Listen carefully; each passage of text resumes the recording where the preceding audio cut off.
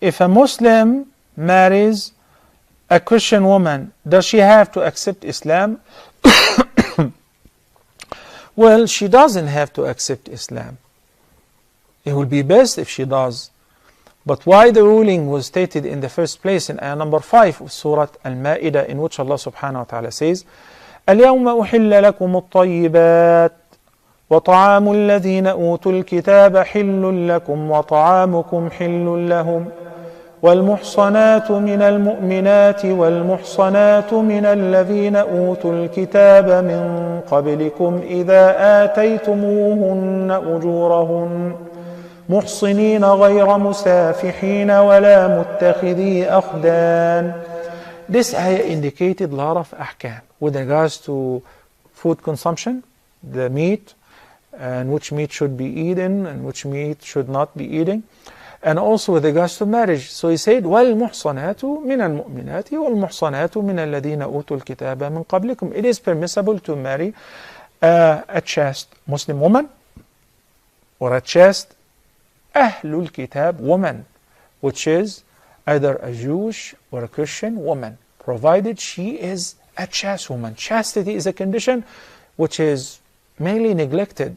People look at, oh, Ahlul Kitab, Ahlul Kitab, Ahlul Kitab. That's right. But when Allah subhanahu wa ta'ala said, also allowed us to eat the dhabiha of Ahlul Kitab, not the animal which has been killed by Ahlul Kitab.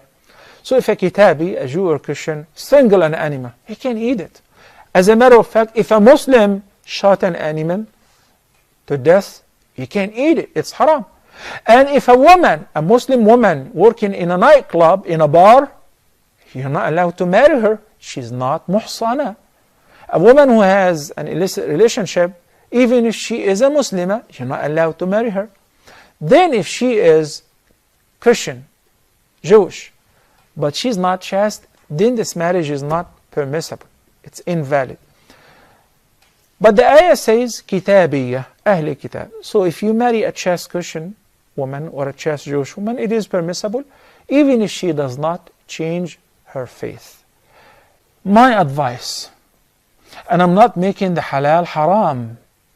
May Allah forgive me and may Allah have mercy on all of us. I seek refuge with Allah against making a lawful thing unlawful. It's just an advice. Don't you marry a non-Muslim woman.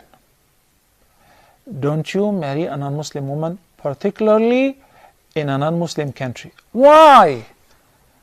Just to block the means. Because you may die and leave behind children who would end up being non-Muslims. Even if you are still living, if you pick up a fight with your wife and she is in her country, you may be deported, you may be jailed, even if you're right 100%, but the law is blind. Okay? You may be kicked out of the country and leave behind a kid or bunch of kids who would end up being non-Muslims. How could you say that? I'm saying that because I have seen thousands of cases. Our youth who travel abroad, and I give them the benefit of doubt. Why? Because they're being oppressed in their Muslim countries. They can't find jobs. The unemployment rate is very high. It's very terrible. They're not being respected, whatever the reason is. But they travel. Number one, they're looking for residency. So the first thing to do is to marry. So they marry a non-Muslim woman. And I have even received some questions and emails recently which are repetitive. Once they get the green card or residency or they get their papers, now they realize that they made a mistake. They made an error. They made the wrong choice. But you already have 3 and 4 kids. Oh no, I can't live with her anymore. She's a kafirah. She's not Muslim.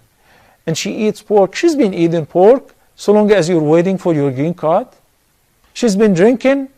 And I know some people, some Muslim people who were born in Mecca, and they used to buy the drink, the wine, to their wives for the papers. So be very careful. Do not purchase the dunya for the price of al-akhirah. It is not worth it. It is not worth it. If I have like 60, 70 hours to share with you some of the stories of those whom I was assisting, helping, or counseling, then you would definitely not make this error again. You would not learn the hard way. Find a chaste Muslim woman, and Allah is Ar-Razaq Dhul Quwwat Al-Mateen. He is the ever provider. About the rizq and the provision. Work hard, Allah will provide for you, inshaAllah. Again, I'm not making the halal haram. And there are some exceptions, of course. But I'm saying, in order to block the means of one day regretting, because you're going to see your child, your son or your daughter playing the piano in the Sunday service in the church, you have no authority over your child. I have seen that.